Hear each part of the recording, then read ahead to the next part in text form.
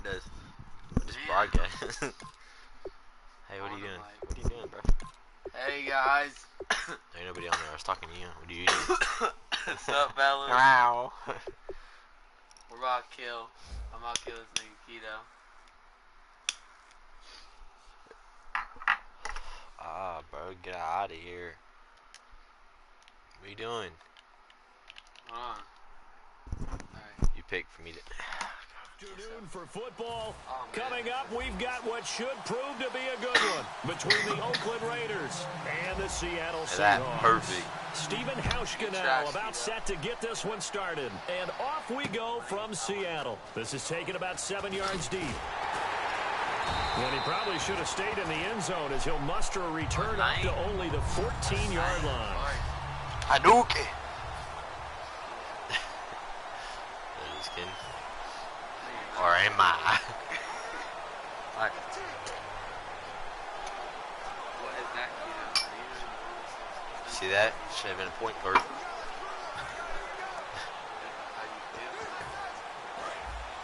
Ah, man.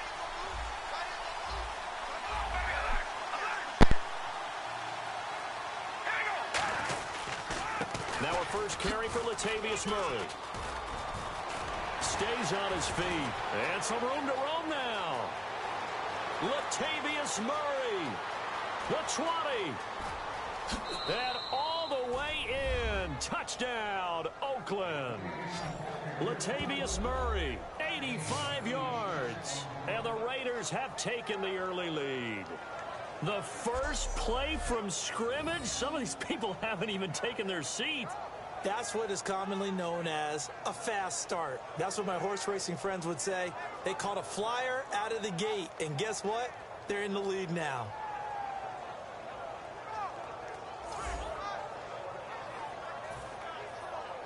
Sebastian Janikowski on for the PAT.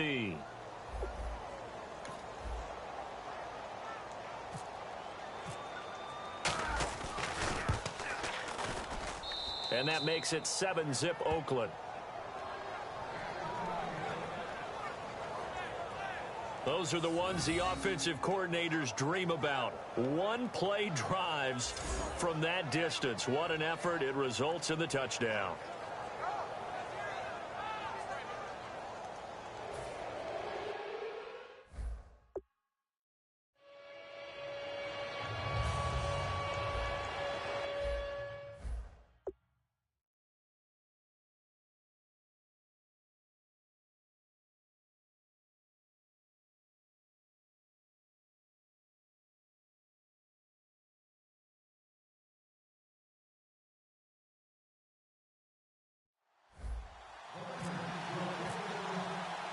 Now Janikowski following the score. He'll boot this one away. This is taken about 7 yards deep. And he's able to get it across the 20, but not by much as he's marked down at the 21-yard line.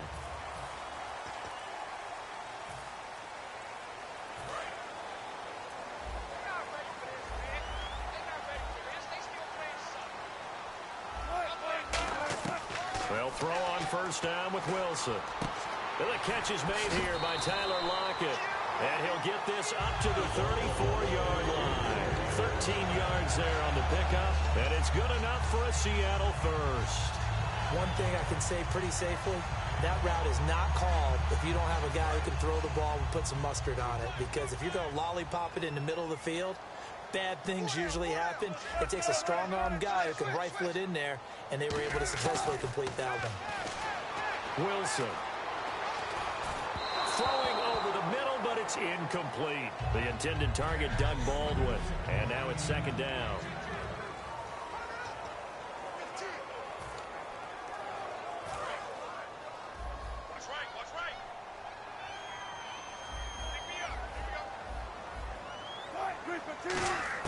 Second and 10. It's Wilson again.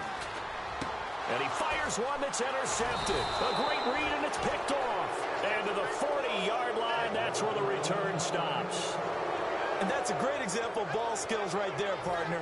You and I do a lot of games, and I can't tell you how many guys look to run with the football before they've intercepted it. So that's a nice job of focusing on the task at hand and coming away with the interception. And now Oakland ready to take the field. And they hit the home run last drive. One play on the ground all the way to the house. Now the defense, maybe they're expecting a run here. Partner, I love your description because when we talk about hitting the home run, we're usually thinking about a passing play, aren't we? Something in the air, deep ball, but about them just taking it big-time jaunt. Now if you're coming back out, now they've established this run game, the play-action pass could very well be open. Murray had the 1,000-yard season in 2015, followed that up with 788 last year. Now also in the mix in Oakland, you had Washington, you had Richard. How do you see this backfield playing out going forward? I think you'll see a similar combination going forward. I think that's one of the reasons that he dropped from a 1,000-yard runner to 788 because they had other options. They're able to bring in Washington, Richard. They can use different plays for those guys, a lot of versatility, and really upgrade their offense with an infusion of speed. But Latavius Murray, I think he'll still continue to be the lead guy out of that trio. And for that man, Crabtree just finished his 8th NFL season. Of course, the first 6 in San Fran, last 2 with the Raiders. Barely topped the 1,000-yard mark, but he did 1,003 this season. It's been interesting to watch the career arc of Michael Crabtree because you remember when he came out of college, came out of Texas Tech, he was seen as a pure #1 receiver. And then he thought he was going to be a future All-Pro. But he settled in as the #2 guy in Oakland, and I think that's been great for him. Taking the pressure off of Amari Cooper and making plays himself. Getting your back involved, what's the importance there in the passing game? Well, oftentimes you can create mismatches because who's going to cover him, and you get him into space, which is where he likes to operate with the ball in his hands. Oftentimes makes people miss, gets that run after the catch, and off he goes. And into the end zone. Just a 4-play drive that time. And it culminates with a Latavius Murray touchdown run. Now Janikowski following the score. He'll boot this one away. This is taken about 7 yards deep. And the decision to come out is going to cost him 5 yards with a new rule as he's taken down right at the 20-yard line. The Raiders defense getting ready. Now the interception for them the last time, and that turned into 6 points. You think during their break they reminded the offense that, hey, we helped you guys out a little bit, right? You know, they want to see if they can do it again for them. They're putting together an entire team game by how they're playing on defense. So the interception the last drive, what will happen here? And the coach has decided to challenge this play. He has tossed down the red flag.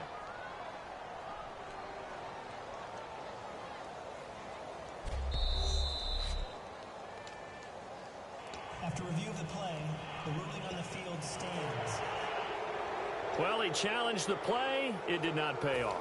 And that means he lost a timeout in that challenge. And as a coach, you hate that. Don't know if you took the advice of the player, you threw it yourself, but it didn't go your way. At the end of the day, it all comes back to the head coach. He has the final determination on whether to actually challenge the play or not. In this case, it didn't pay off for him. And that's got to be so... And got his man complete! And he's finally taken down, but not before getting across midfield and across the 45-yard line. There will always be a place for methodically marching the ball downfield. But when you can pick it up in big chunks and strike like that, have explosive plays, that's often the difference in winning and losing.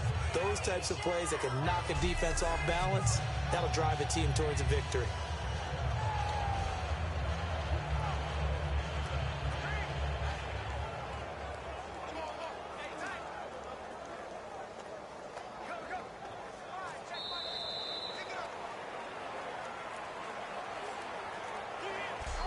One quarter in the books. 14-0 is our score. We'll be back to Seattle right after this.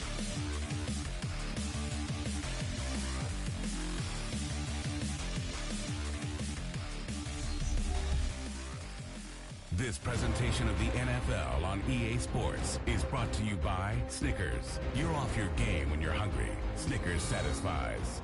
Alongside my broadcast partner, Charles Davis, Brandon Gaudin hits the Seahawks.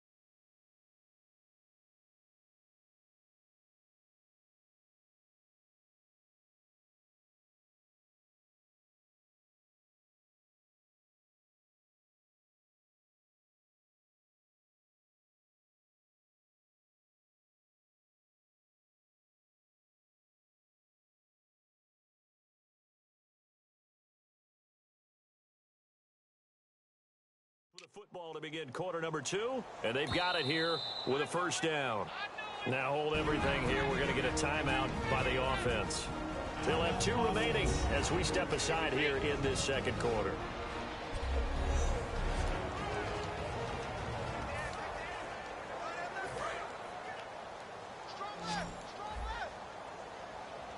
They come out 5 wide, 3 of them to the right side. On first and 10, it's Wilson. And that's going to be incomplete. Now we're going to get a timeout here as it looks like there's a Seahawk injured on the play. While the training staff works on him, we'll step aside and be right back.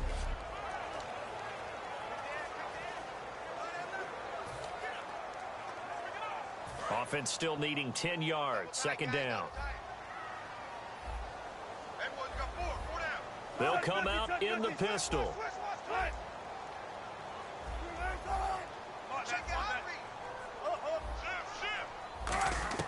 Second and 10 now. Wilson. He sets to fire deep. And it's knocked away and incomplete. He was trying to get it to Jermaine Kearse. And it's third down. Well, he decided to air it out a little bit on that play, take a shot downfield, but the coverage was really nice. Able to get a hand in and tip it away.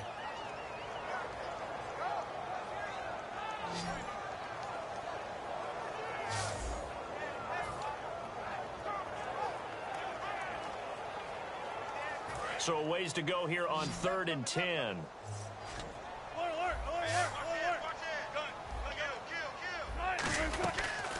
They'll run it now out of the gun. And he'll maybe get back to the line of scrimmage, but no more than that. And a tough ask here. They're going to go for it on 4th down and 9.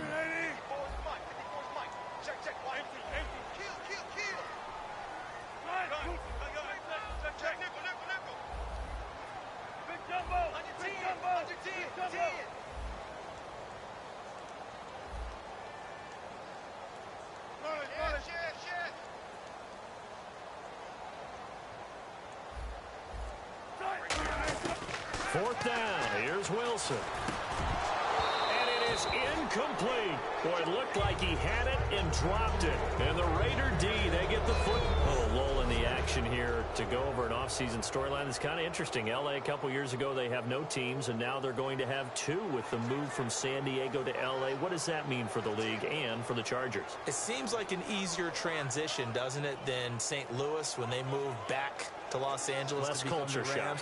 Less culture shock, less, obviously geography, the whole deal. But it's a transition that still is not going to be easy. Remember, they're going to go play in a soccer stadium, essentially, for at least the first couple of years before they share a stadium with the Rams. So that changes things. Obviously, trying to create an identity in the market they haven't been in a long time. They began as the Los Angeles Chargers, but only played 1 season as such. And now Oakland ready to take the field. Here's Carr, and they were able to punch it in the end zone last time. They'll be looking to do that again here for the defense. Obviously, they'll be looking to stop them from punching it back in the end zone. It always is punch, counter punch, isn't it? And which team has the advantage? Well, let's just go back. Last time on offense, they rolled downfield, got into a good rhythm. You can see a little more bounce in and out of the huddle. You can see the sideline really get into the game. So defensively, you're thinking to yourself, how do we take that away from them? How do we get the advantage back? Let's see what they come up with. I think pressure is always the first way to go. You love pressure. I love it. We'll see if they dial it up this drive.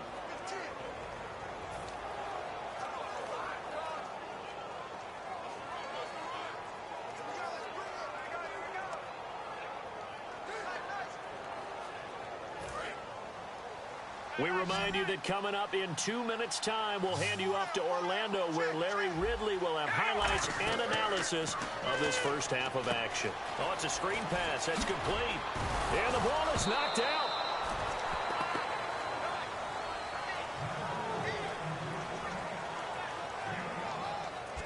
Wow, that ball gets knocked free, but a teammate comes along and scoops it up. It's almost like baseball. Guys at bat,